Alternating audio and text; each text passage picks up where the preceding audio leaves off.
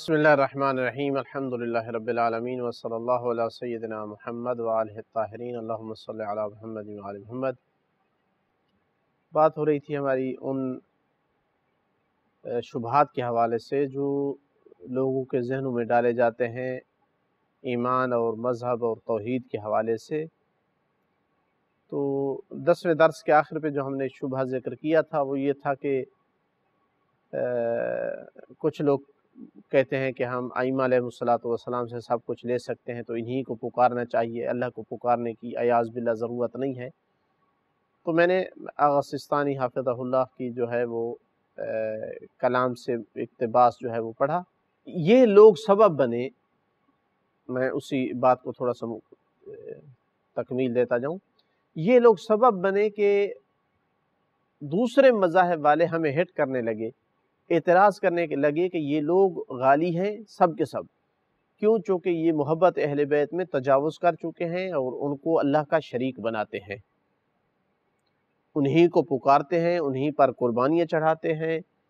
जी हाँ, खुदा ताला से ज़्यादा उनकी जो है कुर्बत हासिल करने की कोशिश करते हैं। तो ये लोग बदनामी का सबब बने और ये मुजरिम होंगे क़यामत के दिन। जबकि सही मज़हब जो शिया का कुरान और मासूम के फरमान से लिया गया है और उलमा जो बयान करते हैं वो वही है जो मैंने अर्ज़ किया है कि इन हस्तियों को हम वसीला बनाते हैं। मोहब्बत इसलिए इनसे करते हैं कि मोहब्बत करना वाजिब है, कुरान ने हुक्म दिया है। अज्र रिसालत जो है इन हस्तियों के साथ मोहब्बत है, तो इनकी मोहब्बत के बग़ैर कोई इम्कान नहीं है कि इंसान कामयाब हो जाए। और जो हम इनको पुकारते हैं तो इनको वसीला बनाकर पुकारते हैं। हम जब हैवान ज़िबह करते हैं तो उस पर अल्लाह का नाम लेते हैं, इन हस्तियों का नाम नहीं लेते। जब नमाज और रोज़ा रखते हैं तो कुर्बतन इल्लाह कहते हैं, अल्लाह की कुर्बत के लिए। और इनको अगर राज़ी करते हैं, हम इनकी मोहब्बत करते हैं, इनकी खुशी में खुश होते हैं, इनकी मुसीबत में गम मनाते हैं, तो वो भी इसलिए कि अल्लाह ताला को राज़ी करते हैं।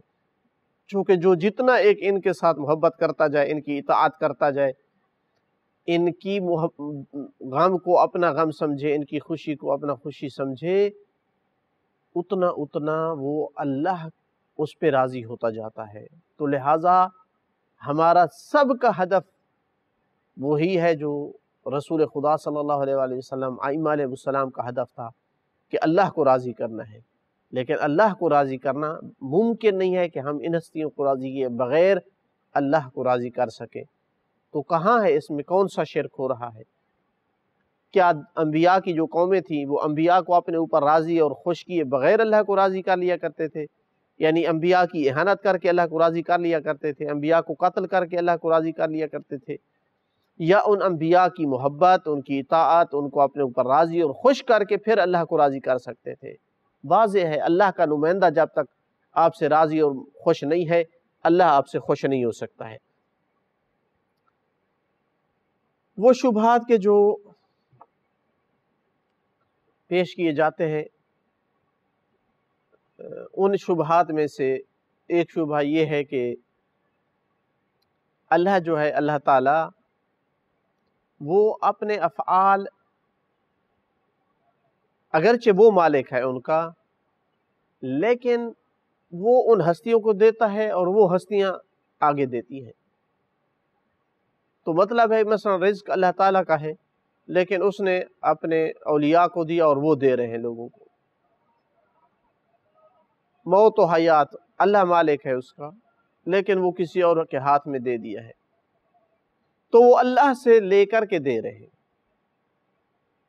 अल्लाह ताला से लेकर, मुस्तकिल नहीं है, अल्लाह के मुकाबिल नहीं है, जिस तरह के पहले शुबे में था। अल्लाह के मोहताज है, लेकिन बाकी कायनात को वो दे रहे हैं।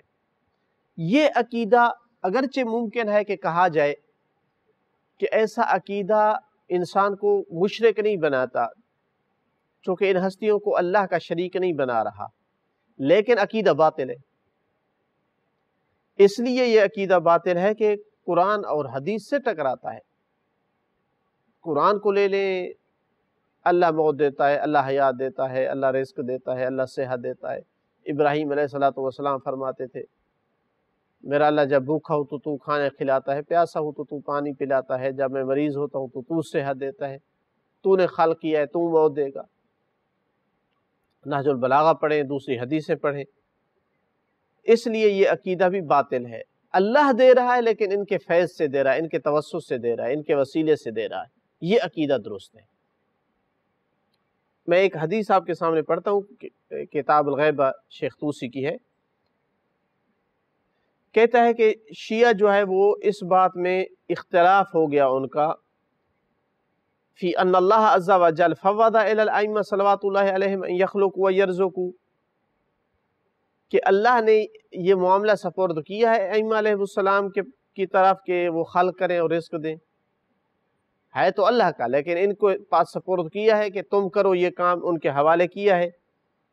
فقال قوم ھذا محال لا يجوز علی اللہ تعالی، ایک قوم نے کہا کہ ایسا جائز نہیں ہے، ممکن نہیں ہے، محال ہے۔ کیوں؟ چونکہ ائمہ علیہ السلام اجسام رکھتے ہیں اور اجسام جو ہے ایسے کام پر قادر نہیں ہے،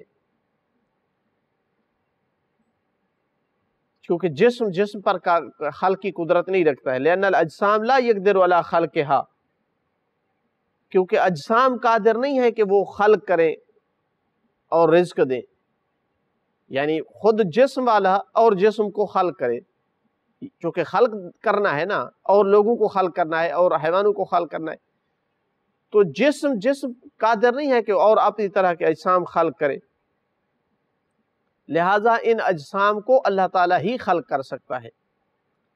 لیکن کچھ دوسرے جو کہتے ہیں کہ الاقدر الائمہ علی ذلک، اللہ نے ان کو قدرت دی ہے اس پر کہ وہ ایسا کریں، وفوض الیہم، اور اللہ نے ان کے سپرد کیا ہے یہ کام، فخلقوا ورزقوا، لہذا وہ خلق کر سکتے ہیں اور رزق دے سکتے ہیں۔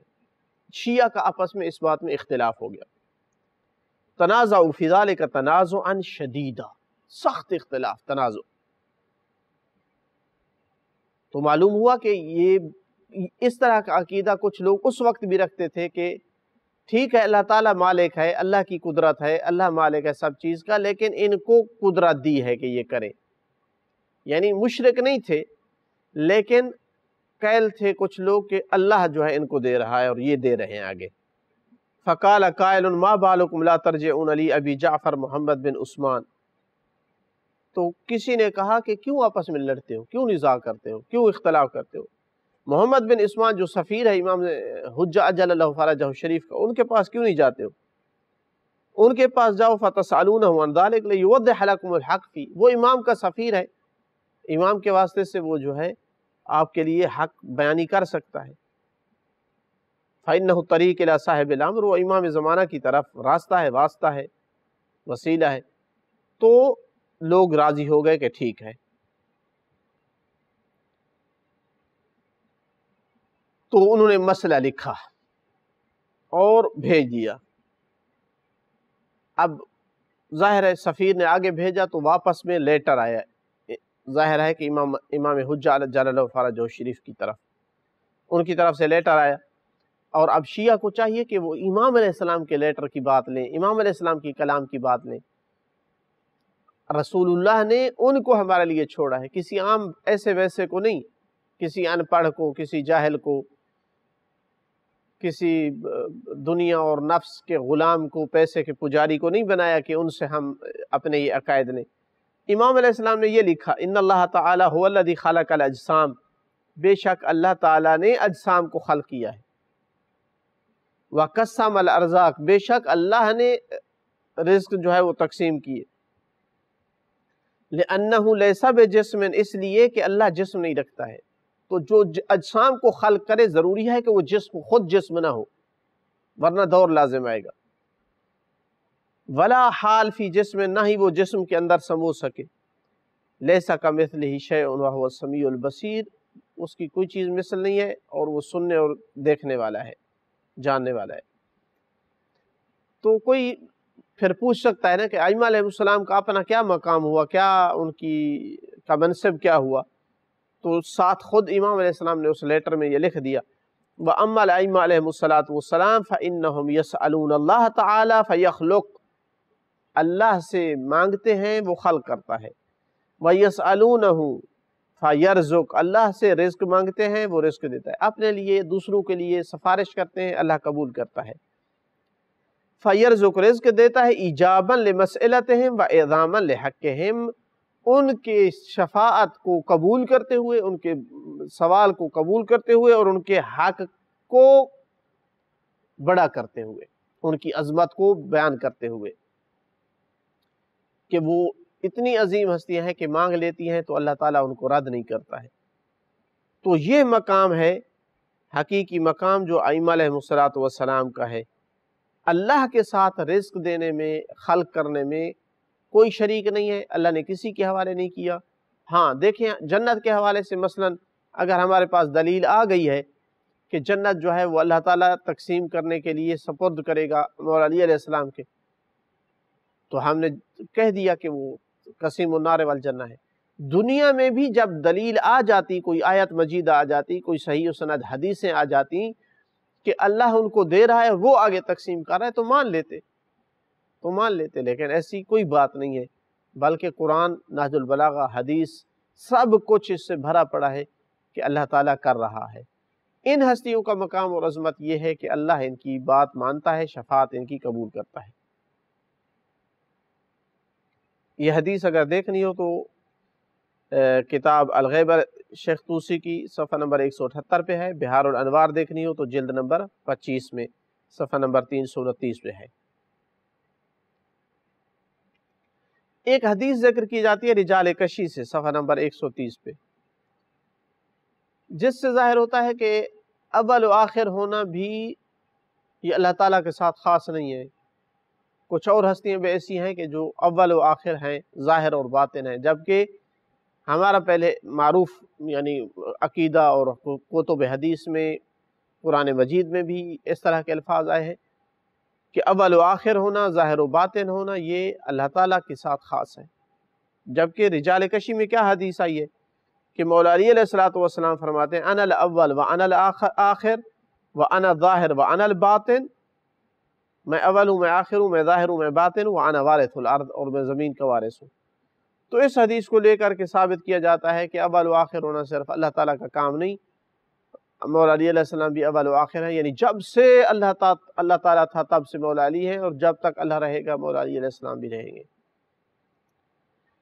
تو جواب یہ ہے کہ نہیں، ہرگز ایسی بات نہیں ہے، یہ ممکن نہیں ہے کہ اللہ کے ساتھ کوئی اور بھی اول ہو، چونکہ ازلی ہونا صرف اللہ کی شان ہے۔ اول ہونا یعنی ازلی، ازل سے ہے، آخر ہونا یعنی ہمیشہ کے لیے ہونا، چونکہ باقی ساری اس کی مخلوق ہے کہ جو حادث ہے، بعد میں آئی ہے۔ ظاہر و باطن ہونا اللہ تعالیٰ کا خاص ہے کہ اپنے خلق اور اپنی قدرت کے ذریعے سے، اپنی مخلوقات کے ذریعے سے ظاہر بھی ہے، اور باطن بھی ہے کہ ہر چیز اس کے اذن سے ہے، جبکہ اس کو دیکھا نہیں جا سکتا، مس نہیں کیا جا سکتا، درک نہیں کیا جا سکتا اس کو ظاہر میں۔ یہ خاصہ اللہ تعالیٰ کا ہے، کوئی اور اس کے ساتھ شریک نہیں ہے، کوئی اور اس طرح سے نہیں ہو سکتا کہ وہ ظاہر بھی ہو اور وہ باطن بھی ہو، وہ اول بھی ہو، وہ آخر بھی ہو۔ تو اسی وجہ سے مولا علی علیہ السلام نے خود ایک جگہ پر اس کی شرح دی ہے، کتاب اختصاص شیخ مفید کی صفحہ نمبر 163، فرماتے ہیں اما قولی انا الاول فانا اول من آمن باللہ واسلم، میں نے جو کہا ہے کہ میں اول ہوں، یعنی سب سے پہلا اسلام قبول کرنے والا ہوں، رسول اکرم صلی اللہ علیہ وآلہ وسلم کے اعلان کے بعد سب سے پہلے میں نے اسلام قبول کیا۔ انا الاخر جو کہا ہے، انا آخر من سجا علی النبی ثوبہ ودفنہ، میں وہ سب سے آخر ہوں جس نے نبی پاک پر ان کو بستر موت پہ لٹانے کے بعد جو ہے وہ ان پر کپڑا ڈالا، اور سب سے آخر ہوں جس نے ان کو دفن کیا۔ اشارہ ہے کہ اور تو چلے گئے تھے اپنی حکومت وغیرہ بنانے کے چکر میں۔ یہ معنی ہے انا آخر، تو سب سے پہلے رسول اللہ کا ساتھ دیا اور سب سے آخر تک رسول اللہ کا ساتھ دیا۔ یہ معنی ہے انا اول و انا الآخر، کہ میں سب سے پہلے اور میں سب سے آخر ہوں۔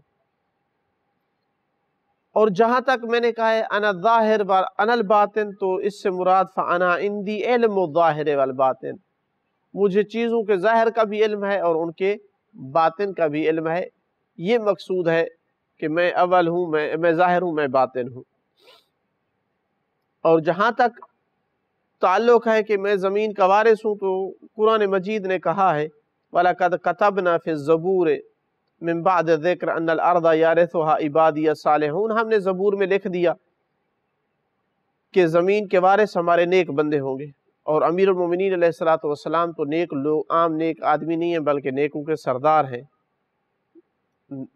یعنی ایک ابرز ترین مصداق نیک لوگوں کے ہیں. تو لہٰذا اللہ نے جن لوگوں کو وارث بنایا ہے ان میں سب سے پہلے مولا علی علیہ السلام جیسی ہستی آتی ہیں جو زمین کے وارث ہیں. تو یہ تھا اس حدیث کے حوالے سے جو شبہ پیش کیا جاتا ہے. کچھ لوگ کہتے ہیں کہ رب ہونا یہ صرف اللہ تعالیٰ کی صفت نہیں ہے، رب اور ہستیاں بھی ہیں. مولا علی علیہ الصلوۃ والسلام کو بھی رب کہا جا سکتا ہے. استدلال کے طور پر پیش کرتے ہیں کہ یوسف علیہ السلام نے اپنے مالک کو رب کہا تھا. مثلا کہا تھا انہ ربی احسن مثوایا، عزیز مصر کے بارے میں کہ یہ میرا رب ہے، میرا اس نے جو ہے وہ بہت اچھا میرا انتظام اور اہتمام کی ہے، تربیت کی ہے. تو اسی طرح اللہ کے علاوہ اور رب ہو سکتے ہیں، جیسے عزیز مصر کو جناب یوسف نے رب کہا تھا، تو کوئی حرج نہیں کہ پھر ہم مولا علی علیہ السلام کو رب کہیں. تو اس کا جواب یہ ہے کہ پہلی بات تو یہ ہے کہ عزیز مصر کو جناب یوسف نے رب کہا ہو یہ ثابت نہیں ہے.